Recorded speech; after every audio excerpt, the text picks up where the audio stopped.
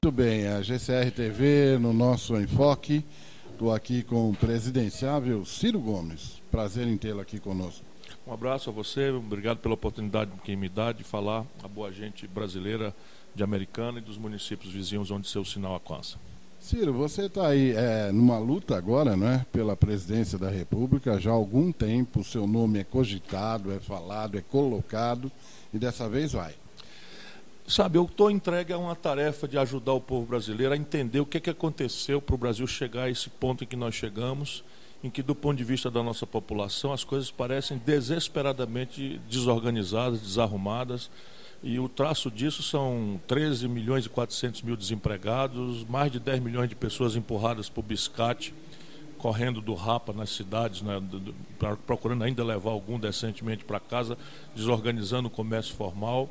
Saltando para o lado além da lei, nós já temos 62 mil homicídios nos últimos 12 meses no Brasil, e isso espeta o medo da violência em toda a família brasileira.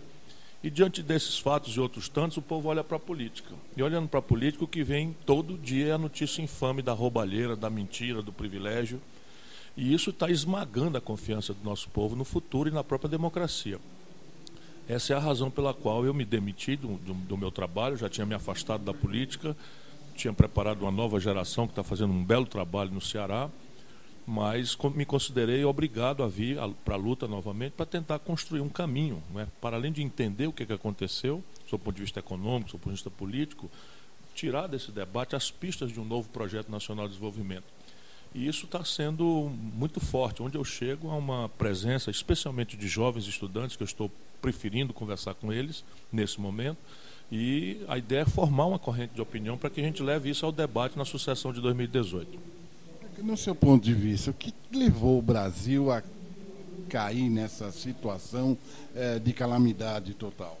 Você tem uma base que é de natureza econômica, que acaba desfinanciando o capital político dos nossos governantes, e a partir daí, fragilizados, nós temos uma crise cíclica de desmoralização, seguida de impeachment, e um Congresso que perdeu completamente o pudor por sua maioria. É bom sempre lembrar que a gente tem que separar o joio do trigo, e chafurda na corrupção.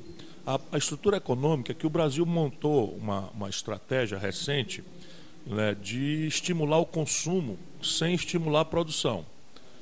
E, evidentemente, que o nosso povo tem todo o direito de expandir sua plataforma de consumo, mas se você não faz corresponder uma produção, democratizar as oportunidades de produzir, de trabalhar, você produz um desequilíbrio estrutural nas contas do país com o estrangeiro. Só para você ter uma ideia hoje, 80% dos remédios que a gente toma vem do estrangeiro. Todos os celulares são importados, toda a informática envolvida nos carros, nos caixas automáticos, na catraca automática de um ônibus, tudo importado. Você tem 60% do óleo diesel que nós queimamos nos ônibus da cidade vindo do estrangeiro. Você tem praticamente toda a química fina. 40% dos custos de produção da agricultura e pecuária mais agressivamente competitiva do mundo são importados. 80% do valor de um carro, mesmo montado aqui em São Paulo, importados. Então você expande o consumo em qualquer momento, não podemos produzir isso.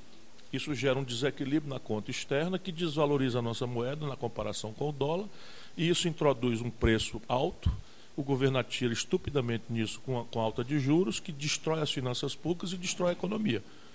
Então você está vivendo esse ciclo perverso que destruiu lá atrás o modelo Fernando Henrique, e o Lula escapou disso porque o Brasil viveu um momento muito especial em que os preços dos nossos produtos tradicionais, oriundos da agricultura, soja, milho, etc., né, álcool, cana-de-açúcar, etc., e os preços dos produtos minerais, né, minério de ferro, petróleo, explodiram durante o período do Lula.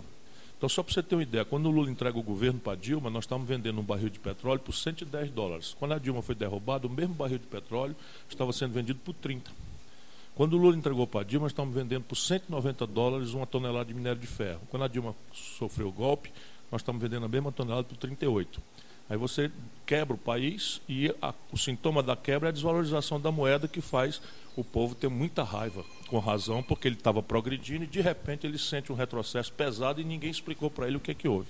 Tem solução? Claro que tem. Basta que você pare de acreditar de que o mercado sozinho tem capacidade ou responsabilidade de resolver isso e monte aquilo que o mundo desenvolvido inteiro faz. mais ou menos explicitamente, um projeto nacional de desenvolvimento. E no caso brasileiro, claramente nós temos que ter como objetivo estratégico enfrentar e superar a pobreza e a desigualdade, e o caminho para isso é fazer o país crescer e administrar os custos e riscos dessa decisão de crescer, que hoje não temos, e o caminho de crescer é retomar a industrialização do país, que hoje nós estamos regredindo. Então, só para você ter uma ideia, eu já falei na pergunta anterior, se eu estou importando 60% do óleo diesel, qual é a razão de eu exportar petróleo bruto barato e não produzir o óleo diesel, a gasolina, a querosene e, para além disso, os polímeros, novos materiais de uma petroquímica 4.0, que pode enriquecer qualquer país. E o Brasil tem petróleo, ainda nem sabemos a quantidade, tamanho a sobra que nós temos. Depois você tem um complexo industrial da saúde. Só para o brasileiro ter ideia, esse ano o governo federal está gastando 17 bilhões de dólares, que dá mais ou menos aí uns 50 bilhões de reais, meia centena de bilhão de reais, gerando emprego e renda nos Estados Unidos, na Europa e na China, importando todo o aparato do complexo industrial da saúde. Cama de hospital, prótese, bengala, remédios, meios de diagnóstico médico e tal. Por que o Brasil não pode entrar numa dinâmica em que a própria compra governamental, associando com as universidades, faça incubadora de empresas e coloque o jovem brasileiro para aprender a fazer essas coisas e vender para o governo, que não vai nem se arriscar no mercado concorrencial num primeiro momento. Depois você tem o complexo industrial do agronegócio. O que é que explica que a agricultura mais competitiva do mundo importa do estrangeiro 40%? Fertilizante, implementos agrícolas, defensivos, agrotóxicos, tudo isso vem do estrangeiro, não há razão para isso. E o dinheiro está aí, ouvindo a conversa, sendo gasto já. Depois você tem o complexo industrial da defesa, que é um pouco mais complicado, mas o Brasil está gastando 2 bilhões de reais, 20 bilhões por ano, comprando todo o material das forças armadas. Outro dia tivemos o vexame de uma empresa chinesa ganhar a concorrência para fornecer os uniformes do Exército Brasileiro.